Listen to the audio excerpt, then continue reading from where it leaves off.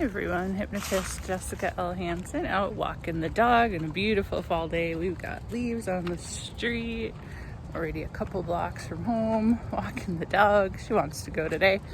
So follow up on one of my last videos about, I think I called it practitioners and reaching out, doing your own work. So yeah, I'm a couple days now after my session with one of my colleagues. And I have to say, it was a really good experience overall, for a number of reasons. Number one, the issue I was dealing with is largely better. And the memory, motion are not coming up as well at all like they were. It's harder to access, which is great, not causing me problems. Dog, sorry. But it was so, I want to say fun, but also for me as an educator, good to be on the receiving end of hypnosis again, because you forget the client experience. So I guess this video is more about remembering client experience from the practitioner side.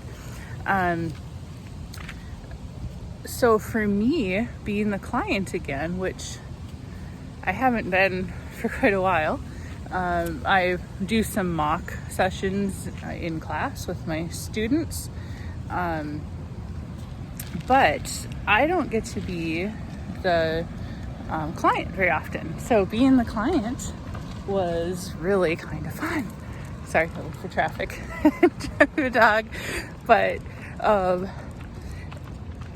so from the client perspective, at least what I took away was, there was a point during the session where I was just confused. And again, hypnosis has a technique or several called confusion technique. So, and I know that. I did my best to just forget everything I know about hypnosis and go along with the session. But it worked well, surprisingly. Because there was one point I was like, I have no idea what I'm doing anymore. And I couldn't help but smile and laugh.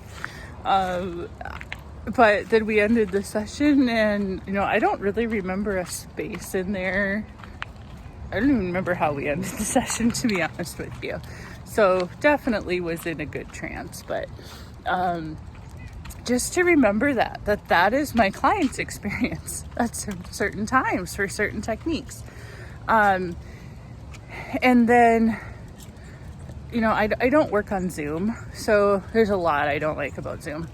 But again, it was an experiment for me to work on my own personal issue, and this was one of the only ways to do it, so I did it.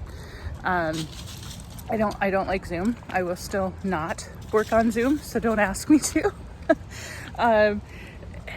But for your client, remember that they're having an internal experience and you don't really know what it is. So that was what was humbling. It was a humbling reminder for me later. I thought about it, and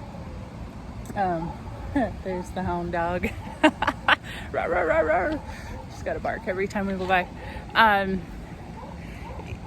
You forget that your client is having their own experience inside their own mind and body in your office. So I would say always be mindful of that. And sometimes go slower. I worked with a practitioner recently who she just knows she needs to have more time in the session. So I did a little shorter, I did a longer technique, but I took a little more time in there for her because that's what she needed. And it worked good as far as I know. I haven't heard back anything bad yet. She hasn't called and said, hey, I need a follow-up. Things are getting close. So being, where are we going, dog? We're going this way. Just again, realizing your client is having a completely different experience inside, body and mind. Hypnosis is still really effective either way. I think even if you forget, sorry, I gotta change leash hands here. Even if you forget that, your client, as long as they're in trance and you're a hypnotist, they are still gonna get some results. And then just, I guess for me, the effectiveness, like kind of how fast it worked and what else it changed. So that was what surprised me the most, because I started down my normal, I would say it was normal. I'd say it's not anymore. My, one of my old patterns of ruminating, like, oh shit, now I just lost a colleague because I said stuff, and,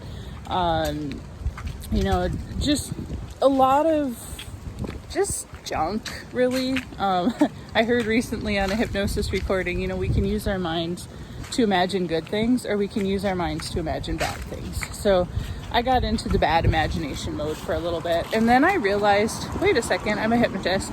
I know how to stop this. So I did. I went through a really simple technique. It's one I learned from David Snyder. Where is it? Give it a color, take it out, keep it or throw it away, or do whatever you want with it.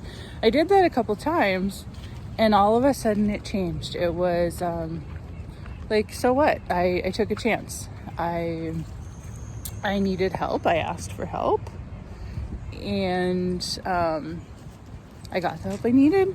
And what does the rest matter? Why am I trying to worry about or think about what other people think of me, or if they're judging? So it changed other things as well. Maybe it made it easier to change other things because I'd already changed one thing. I don't know. But it reminds me too that the domino effect for our clients, because my hat's all bent up today.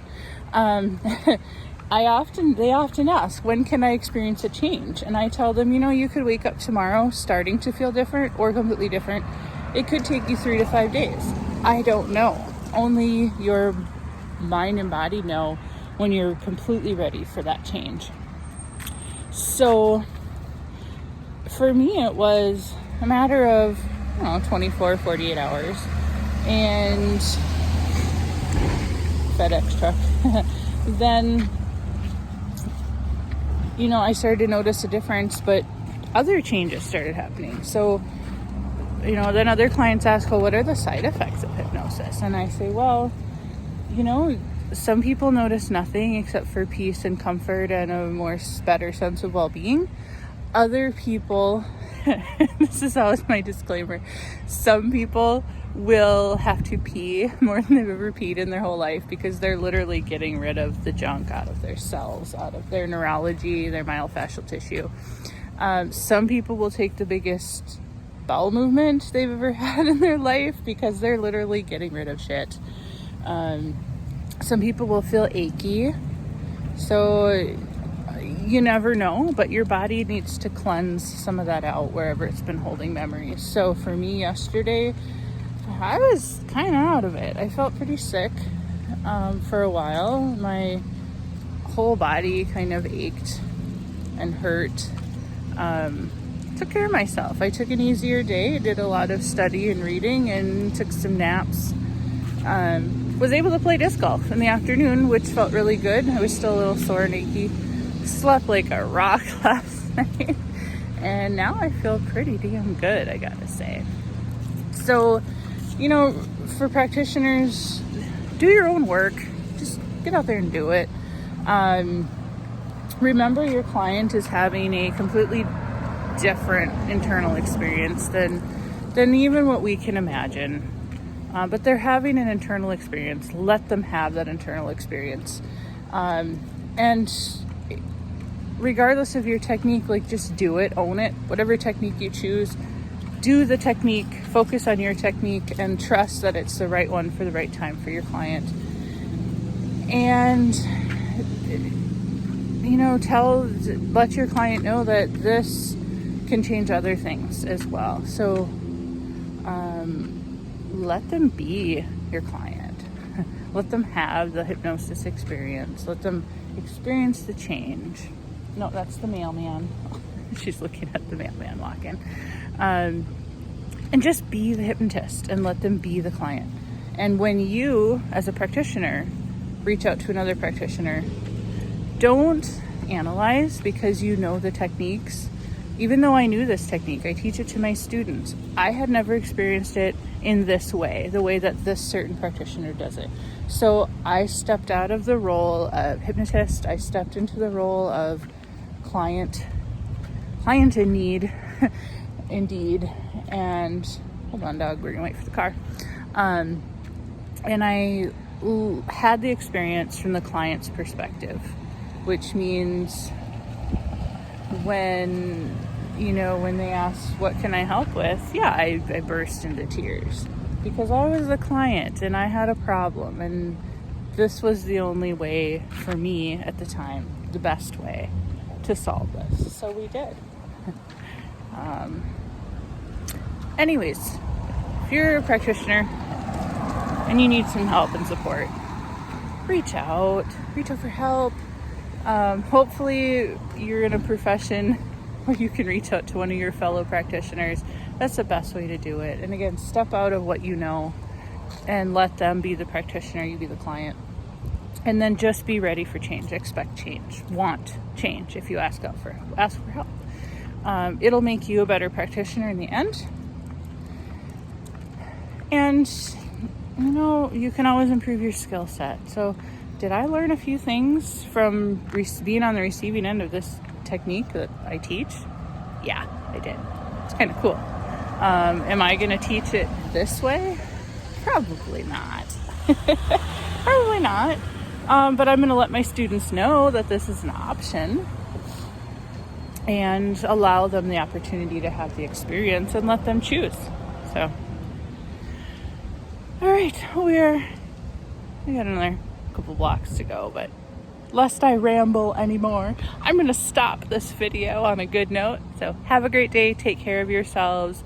Know that you are loved and cared for, that you matter from HypnoTurtle. Remember, HypnoTurtle, you matter. Have a great day. Do something great for yourself. Talk to you later. Bye.